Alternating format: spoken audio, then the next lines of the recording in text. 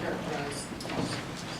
Well, the last 4 minutes is normally where we feel very comfortable, and we just got out of character there. We didn't score, and that's, something that we've always thought we were, next, last 4 minutes of the game where we felt we can execute both ends, defensively and offensively. We did. You mentioned not being able to score with tough shooting fourth quarter for you guys. Do you look at their defense? What do you feel like happened? I thought, we just got out of character. We were trying to do it individually instead of using, making a play for a teammate. And they picked up a couple charges there. We missed a couple shots that we made in the past. So, again, we'll go back and look at how we can get better. But again, we played a little bit better in that second and third quarter, and then, fourth quarter, we just couldn't execute or make a shot when we were wide open. Jason, Devin Carpetian from the Brooklyn game. That second quarter, you guys fell behind 17. What exactly happened there, and how difficult is that making it to come back in the fourth quarter? It has nothing to do with the game. We took the lead in the third, so there's two different halves being played. We don't like to dig a hole like that at home or at any point, but I thought the guys again responded at halftime. We took the lead and we were going in the right direction again. We just couldn't finish it off. Rob Boone from Newsday. Did they trap Joe a little bit faster tonight? It seemed like he wasn't able to get going offensively, getting a rhythm out there. Yeah, they weren't going to let him play tonight. Anytime he got the ball, he was seeing a double or triple team. They were going to strong or overload where he had to be a playmaker, and he couldn't get going. I thought he made all the right plays, but we just couldn't, knock down a shot for him. Jason, Michael Grange from Sportsnet. Did you guys notice Kyle Lowry looked like he was limping up there? Did you try and take advantage of that in any shape or form? We just try to execute our game plan. He's a tough competitor. He's going to play hurt. He doesn't use any excuses. So for when you try to go after someone that can come back to backfiring. So we thought we execute our game plan. We just didn't make the shots when we had to or get a stop. Tim Bontis from the New York Post. I know you brought Garnett back a little earlier maybe than you usually would in the fourth. Why did you decide to do that, and then why did you decide to pull him there for a couple minutes for Mason? I think like 4.5 left. Well, I thought we waited the last game a little bit too long when we brought him back with 3 minutes. So I thought to bring him back a little earlier and have an opportunity to give him a minute, to get some rest for 90 seconds, and then hopefully buy some time to bring him back to finish the game off.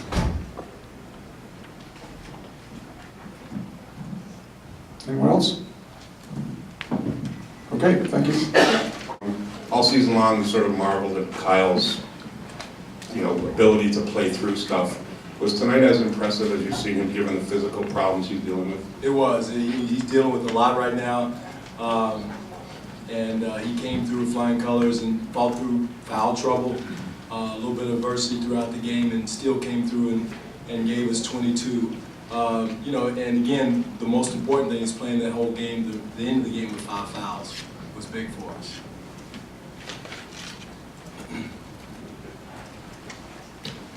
As bad as he was dragging his leg around, was there any point you were concerned he was okay. defensively? No, we probably got in a fight if I tried to take him out of the game at that time. He was okay. I think these couple of days are going to help us get some nicks and pings out. We had some cramps, and Landry couldn't go because of his back. That was a big blow to us. But John Salmons came in and did his job. And that's what we've been about all year, is trying. One guy goes down, next guy steps up. We just got to get back and get everybody healthy and go from there. Toronto Sun. Given the stakes and all the hobbling players, is this the proudest you've been on this team this year? Yeah, it is. We're on a mission. It's a marathon. Been going through it now for a lot of years, and can't get too excited about a win. You can't get too down by a loss. That's what the playoffs are about, and so many times in going through the years, you get so excited about a win and you get so down about a loss, but you got to stay even, and that's what I just told our guys. We can't get too excited. This team's got a lot of pride, a lot of veteran players who's been there before, and we're not just here just trying to win a game. We want to make sure we stay poised, stay focused on our business, and hopefully that's what we've been about all year. Dwayne, obviously Kyle had a lot of, big plays, but the one, the drive over Garnett at the end, the running hook or whatever, how big a play was that for you? It was a momentum play for us. It was huge. We knew we had to continue to attack the basket. They did a great job of trapping us and trying to get the ball out of DeMar's hands. They did a good job of getting the ball out of his hands, but it opened up something else for us once they did that. So Kyle took advantage of that, and he did a great job of continuing to attack their feet, attack the basket, and attack the rotations. Coach John Schumann, NBA.com. Two-part question. First, were you quicker to double Joe than you were, like you said, after Game 3? And two, what was the key to getting stops once you did get the ball out of his hands? We had 8 stops at the end of the game, and we were mixing it up, John. We were going, sometimes we were going on the dribble, sometimes we were going on the pass, sometimes we was playing straight up.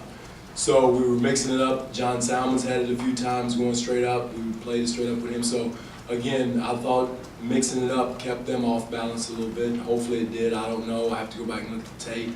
But mixing it up kind of gives them a different rhythm because he's such a great player, one-on-one in the post to wherever he is. He's one of the best in the league. And so we have to try to give him different looks and different bodies.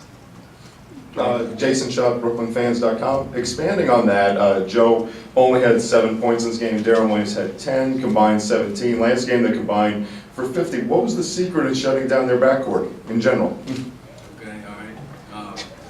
Again, we mixed up the defenses, and I thought that would count again. They missed a lot of easy shots. Is the scheme. If I told you, then I'm telling everybody. I mean, it's not my first rodeo. So, but again, I thought those guys are great one-on-one players, and they missed some shots they made, but our guys executed pretty well. Dwayne, on DeMar, I think he had 20 points in the first half, not particularly effective offensively in the second, but he did take 2 charges in the last 2 minutes. That's got to be a career high. They did a great job. They did a great job second half offensively of taking him out. But he turned around, played defense. He had Joe Johnson's son. I thought he got in, took a big-time charge in the chest from Johnson. And Johnson's a handful. I mean, when he gets going, he is something else. And so we're on high alert with him. But I thought DeMar did a good job of really holding his spot, holding his position in the post, and really turning it on defensively when he didn't. They were taking him out offensively. Steve? Hey, over here. Shlomo Sprung from SharedNews.com. You guys won the turnover battle by 6, and you spoke before the game on how you guys had to get the pace of the game in your favor. How did you guys accomplish that tonight? Well, I don't know what the fast break, I haven't looked at the fast break points or not, but I thought the turnovers was a big, us not turning it over. We only had, 10 compared to 19 last game. So 12 for 12 points. So that was a huge difference. In the 2 games, I thought we handled the ball much stronger. I thought our disposition was much better against their traps, against their double teams. We got caught a couple of times, but for the most part, I thought we, handled it with strength and poise, so to speak. So I thought we were a little bit more prepared for it and handled it a little bit better. Howard Beck from Bleacher Report. Dwayne, this has been kind of an eye-opening season all around for Kyle Lowry. How would you describe just the growth you've seen from him over the course of the last 2 years? He's matured so many ways, Howard, in the fact that, probably last year or 2 years ago this time, he probably couldn't have played with 5 fouls, or we got so frustrated it would have taken him out. But he's more mature now, he's more focused. He's helping other players when they're down, not playing well. He was patting JV on the back and Terrence, trying to get them going. So his leadership has come around as a young man. But maturity, I think, is huge for all of us. Brian Muller from the Associated Press. Playing as confident as you may be in your defense and as good as some of your schemes are, do you ever envision you can have that kind of effect on a team like that, hold them to 3 or 4 baskets, whatever they had in the quarter? No, I mean, again, I'm not fooled by anything, Brian. As far as I thought our defense was solid, but as far as just stopping them and taking them totally out of what they want to do, they got some good looks. We made a lot of mistakes in our schemes, so we're going to have to go back and make some adjustments on our own, to clean up some stuff, because some of the shots they missed, they probably, we don't want to dare leave that to chance. Dwayne, hi, Steve Simmons, Toronto Sun. I apologize if this was asked before I got in here. Can you address the courage of your team? Guys were limping getting onto the court tonight. Clearly you had at least 2 guys who may not have played under regular season circumstances. Just talk about that. It was big, Steve. You know, it was Kyle Lowry is banged up, nicked up. You know, Landry Fields came in last couple of games and gave us a lot, but he couldn't go tonight. John Salmons is still, his back is still tight.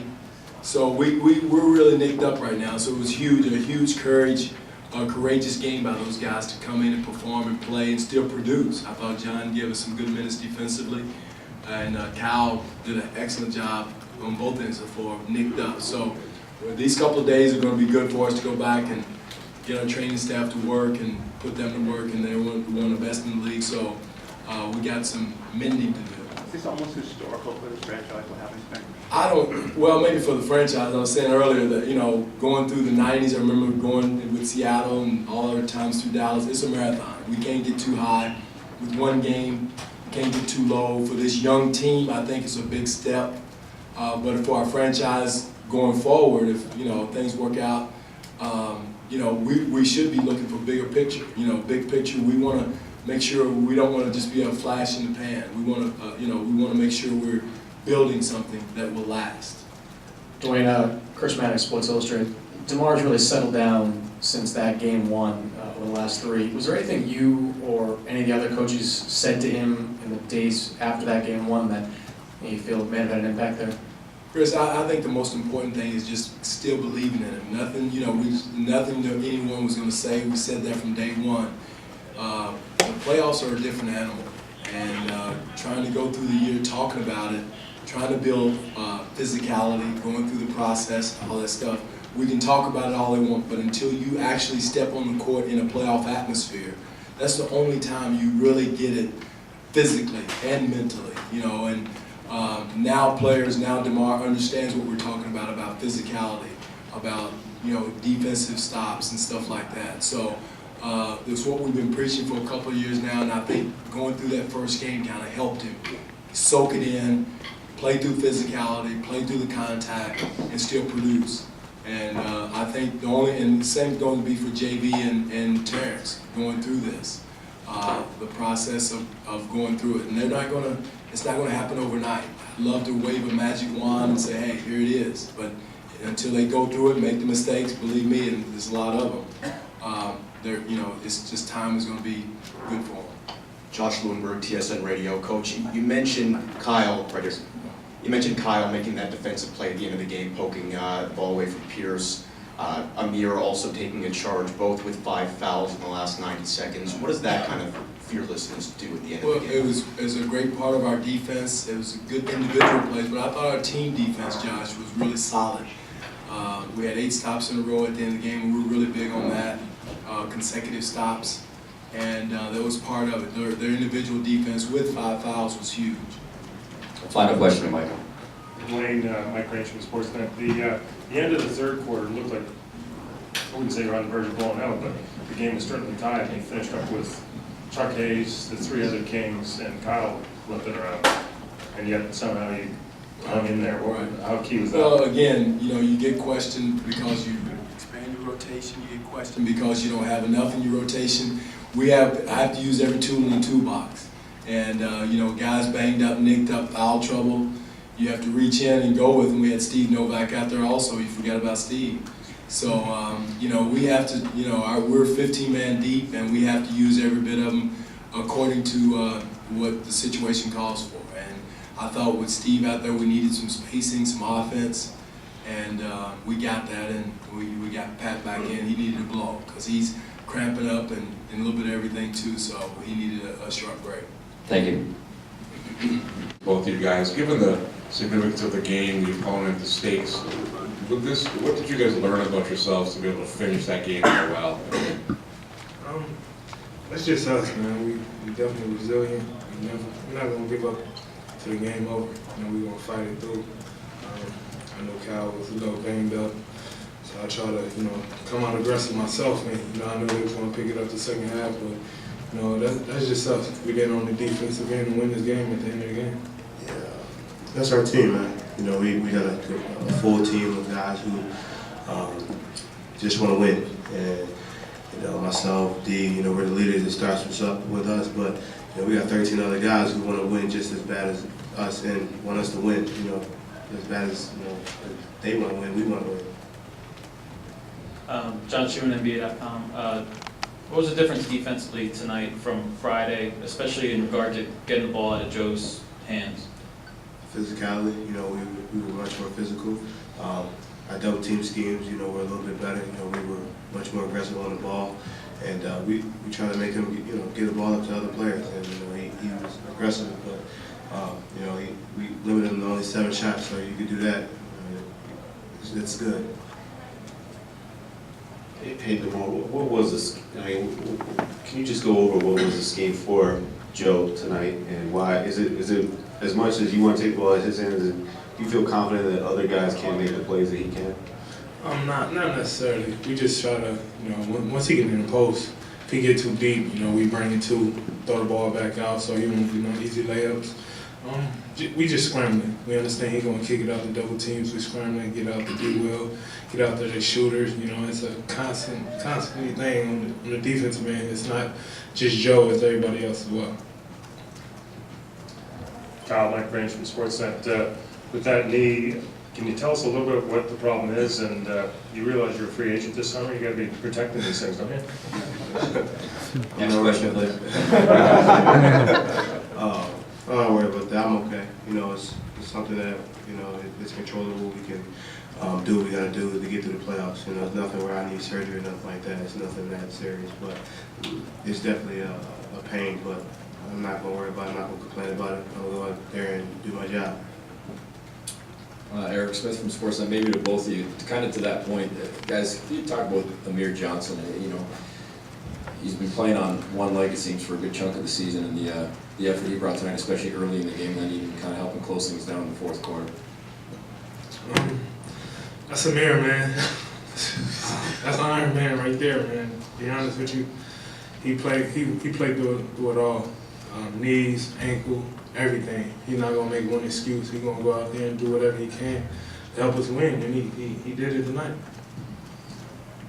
DeMar, you had a big offensive first half, but they sort of took you out of the game offensively in the second half. But your defensive play, there's 2 charges of career high.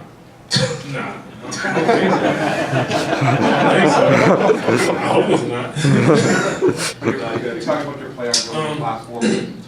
I know, like I said with Cal, I know I had to pick up the offense early, so I did that just to come out aggressive, and I knew they was going to change up and start trying to get the ball out of my hands, and missed a couple shots, and I didn't let that take me out the game. I know I can do some things on the defensive end. That's what I did, especially with me on Joe. So try to just take advantage of that and help my team on defense, man.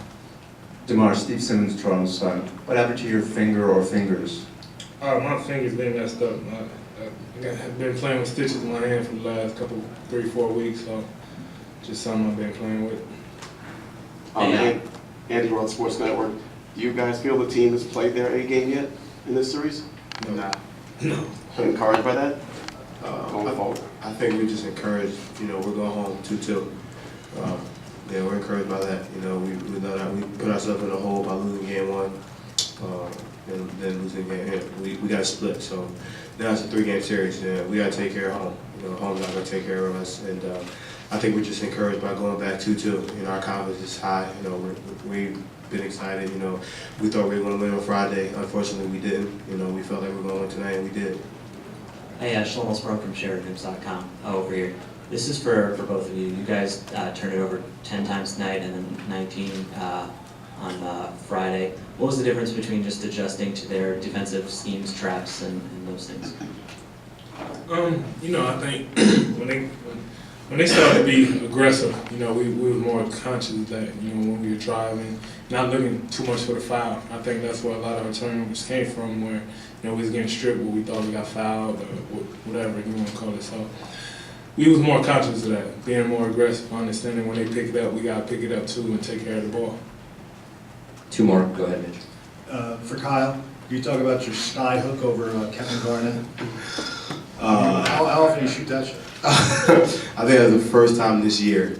in a game. I did it in practice like once, so, but it's something I work on in the summertime. I'm being honest, and it's something that just happened to, you know, it came into a situation where it was needed. You know, Kevin Garnett's 6'11", you know, he's a guy who can block shots, and you know, I felt like, you know, that's a shot I can go to, and I felt like I was gonna make it, and I took the shot to be aggressive. So it looked good. It felt good. Final question, Chris. Chris Mannix, Sports Illustrated. You guys are such a young team coming into a game where it's as close to a must-win as possible. What were the last 48 hours like for you guys? What'd you talk about? What'd you do? Anything? I hung out with my family, kept it calm. You know, we're a pretty close-knit team, man. I think, you know, we understand the situation that we're in, you know, but it's a stepping stone for us. Now we're getting our feet wet. This man's becoming a superstar in front of everybody's eyes. You know, he's doing it on the defensive end and the offensive end. The last 48 hours, you know, we got better. You know, we learned from the game on Friday. We went to practice, got our little walkthrough on Saturday, came in tonight, won the game. And, you know, we're just getting better every single night. Thank you.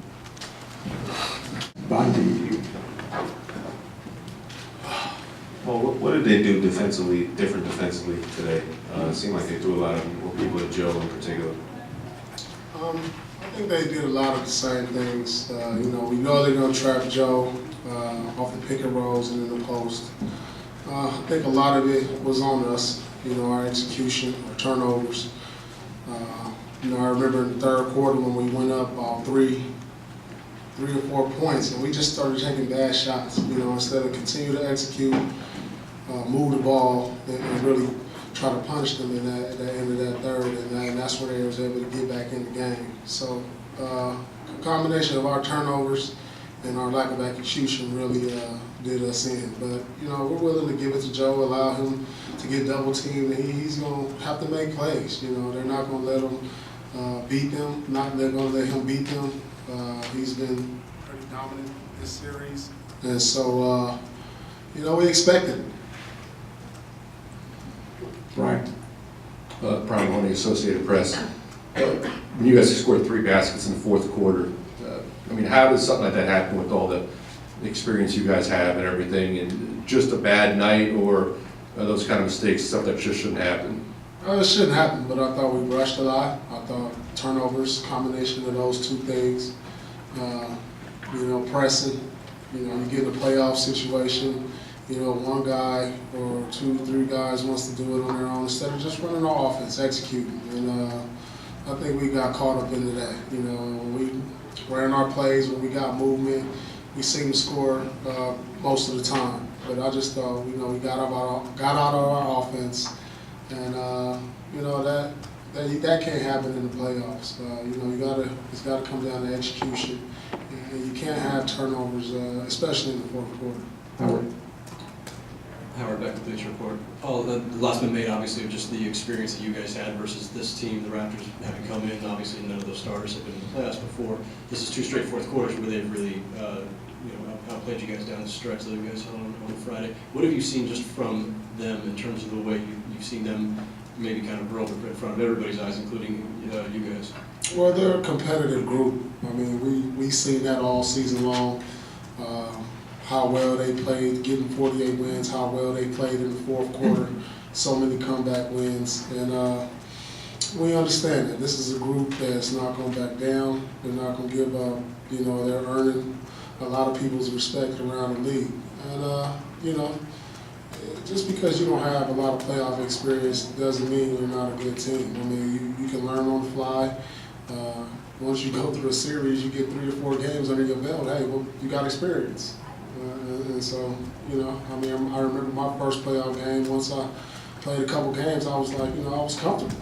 It was like, okay, this is the playoffs, let's play. And so, you know, that's what you're seeing with them. You know, they're not going to go away anything. We understand that. Paul Young, so ESPN New York. For as much talk about how much playoff experience you guys have had, are you guys still very much learning about yourselves and, you know, how to win and come together as a group and it's come together in playoffs because you've got a coach who's never been through this and some other guys you are still trying to teach how to win? Well, we understand what we do when we win. We understand how to play when we win. We know when we do certain things, when we cause turnovers, when we keep the rebound margin tight, when we make our free throws. You know, we know what we need to do when we win. I think, you know, that learning phase is pretty much over with. You know, it's just about going out there and executing at this point. You know, tonight wasn't our best game offensively. You know, we have 16 turnovers. You know, usually when we play well, we're turning our opponent over more than we turn it over. We're making free throws at a high clip. So, you know, those are two of the main things when you look at the stat score at the end of the night. I mean, we did a great job on the rebound. I mean, for the most part, we lose the rebound war, but we make up for it the way we turn teams over. And so we didn't turn the team over today. We turned it over ourselves. And, you know, that's the ball game right there. You know, 87 points, I mean, we give up 87 points. I mean, we're happy with that. We just got to do a better job offensively. I mean, you're going to give up 87 points every game in the playoffs. You're playing pretty good defense to win. Right here. Howard Mandel, Sports on Earth. You know, with the fourth quarter and Friday night, and then with the performance tonight, I'm just curious, you've been through a lot of playoffs, ups and downs. A situation like this in the past, do you change things up at all? Do you think the team changes things up at all, or do you look to continue the same process that you've had at this point? What do you mean change? Any details, anything that you're doing differently day to day to prepare after you're unhappy with the playoff performance? Certainly you bounced back from plenty in the past. No, we just change our attitude. You know, you gotta understand, look, you know, this is what's been going on. You know, maybe it's an attitude adjustment and say, hey guys, we gotta be a little bit more competitive. I mean, the last game we gave up 30 points. The last couple games, I think we gave up 30 points in the fourth quarter. Tonight we only scored 12, didn't give up 30 points, but those 30-point quarters gotta go in the playoffs. I mean, start off the game 35 points. You know, I think it's just an attitude adjustment, doing it faster, doing it harder, doing it better. You know, that's all it is. The game plan is there. I think it's a great game plan, but you gotta do it a lot better. In the back and then boom. What did you think about the crowd tonight? You asked after Game 3 that they would get any more into it, and what do you expect also for Game 6? It's a great crowd, man. You know, playoff crowd, a lot better than the regular season. And that's what you expect. You know, great crowd. That's all I can say. Boom, last question. Rob Doolin, Newsday. This is an opportunity loss for you guys tonight to go up 3-1 against a team that you know, you could have took out basically with the next game. Do you feel like you guys didn't maybe put your foot in the throat, so to speak, tonight? Can't dwell on that. You know, you get caught up into the emotions. You look back and say what you could have done. We just got to move on. You know, I've been through too many playoffs. So many emotional highs and lows go throughout the playoffs, and you got to understand that. So just got to move forward and say, hey, we got to get the next one. We got to win on their floor again, and that's it. You know, you can't sit here and pout and moan and say, you know, we should have did this, should have did that, could have did this, could have did that. Just got to move on. Okay, thank you.